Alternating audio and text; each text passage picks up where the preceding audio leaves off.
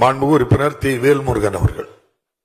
மாண்புமிகு பேரவைத் தலைவர் அவர்களே, தமிழ்நாட்டின் இயற்கை வளங்களை முற்றுமுதலுமாக அழித்தொழித்து பண்பாட்டு விடயங்களையும் கலாச்சார விடயங்களையும் அழித்தொழிக்கின்ற வேலையை ஒன்றிய பாரதிய ஜனதா அரசு திட்டமிட்டு நடத்தி வருகிறது. தந்தோன்றித்தனமாக ஒன்றிய அரசு இந்த திட்டத்தை அங்கு அறிவித்திருக்கிறது. இந்த திட்டம் உலகத்தின் பல நாடுகளில் எதிர்க்கப்பட்டிருக்கிறது. குறிப்பா இந்த திட்டத்தின் ஊடாக இரத்த புற்றுநோய் மற்றும் நுரையீரல் வகுப்பாடு மற்றும் மாரடைப்பு போன்ற அதிபயங்கரமான மனித உயிர்களை காவு கொள்கின்ற மோசமான பின்விளைவுகளை பாதிப்புகளை ஏற்படுத்தக்கூடிய ஒரு மோசமான ஒரு திட்டம். அதனால்தான் இந்த திட்டத்தை தமிழக அரசு எதிர்க்கிறது.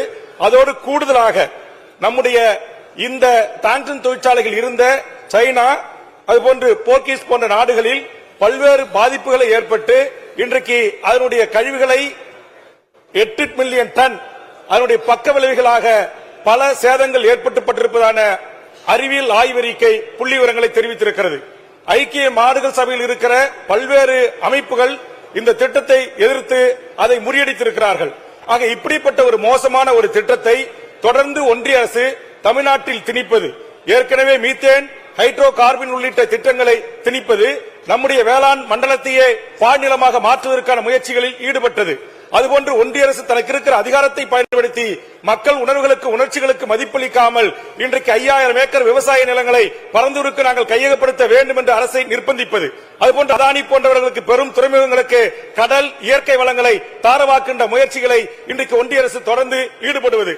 ஆதலால் மாண்புமிகு தமிழக முதலமைச்சரையும் மாண்புமிகு அவை முன்னவர் அவர்களையும் இந்த சிறப்பான அரசினர் தீர்மானத்தை தமிழக வாழ்வுரிமை கட்சியின் சார்பாக வரவேற்கிற அதே நேரத்தில் இந்த ஏன் நாம் இதை பாதுகாக்க வேண்டும் என்பதை இந்த அவையில் பதிவு செய்வதற்கு பேரவைத் தலைவர்கள் சில மணித்துளிகள் எனக்கு அனுமதிக்க வேண்டும்.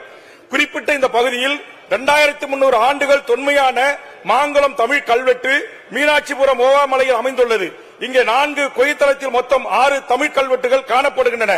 குறிப்பாக தமிழ் செம்மொழி என்கிற அங்கீகாரத்தை பெறுவதற்கு இந்த மாங்குளம் கல்வெட்டு தான் இன்றைக்கு வரலாற்று ஆவணமாக இருந்திருக்கிறது என்பதை ஒன்றிய அரசு ஏற்கனவே ஏற்றுக்கொண்டிருக்கிறது.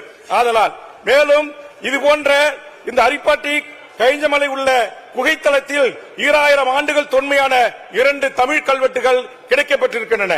மீனாட்சிபுரம் ஓவாமலையில் உள்ள 4 குகைத்தளத்தில் 50க்கும் மேற்பட்ட கற்படுவைகள் மற்றும் அரிப்பட்டியிலே சமணர் படுக்கைகள் கிடைக்கப்பட்டிருக்கின்றன.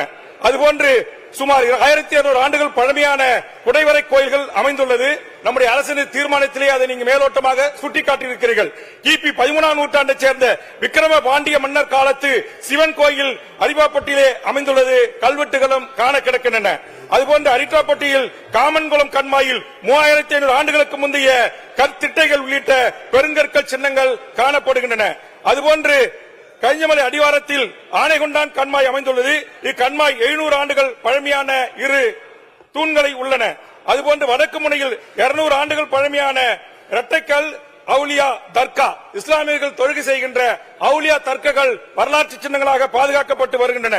அதுபோன்று வெளியிடப்பட்டி, நரசிங்கப்பட்டி, பெருமாள்பட்டி, அரிட்டாப்பட்டி, மீனாட்சிபுரம் ஆகிய ஊர்களுக்கு இடையில் பெருமாள் பகுதி வனப்பகுதியில் இன்றைக்கு இந்தியாவிலே அரிதாக காணப்படுகின்ற புள்ளிமான்கள் உள்ளிட்ட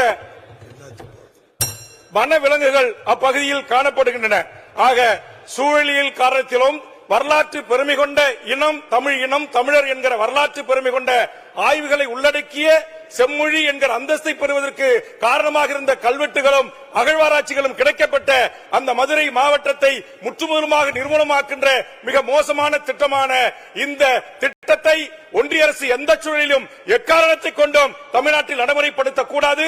மாண்புமிகு தமிழ்நாட்டு முதலமைச்சர் நம்முடைய அரசு இருக்கின்ற வரையில் எந்த அளவிற்கும் அதுக்கு இசைவளிக்க கூடாது என்பதை இந்த மன்றத்திலே நான் பதிவு செய்து, ஒருவேளை ஆதிக்க அரசு பயங்கரவாதத்தோடு அரசு ஒன்றிய அரசை கொண்டு வந்து நடைமுறைப்படுத்தினால் திராவிட முன்னேற்ற கழகம் தனக்கே உரிய போர்க்குணத்தோடு ஒன்றிய அரசின் சதிகால திட்டங்களை முறியடிப்பதற்கு மக்களோடு மக்களாக போராட்ட களத்திற்கு வர வேண்டும். சுங்கச்சாவடிகளை எதிர்ப்பதற்கு திராவிட முன்னேற்ற கழகம் போராட்டங்களை நடத்தியது. ஆட்சிக்கு வந்த பிறகும் சமூக நீதி விடயத்தில் ஒன்றிய அரசு எதிர்த்து போராடுகின்றீர்கள். அதுபோன்று மக்கள் விரோத நாசகர மோசகர இந்த திட்டங்களை ஒன்றிய அரசு எந்த சூழலிலும் கனவிலும் நினைத்து பார்க்க கூடாது.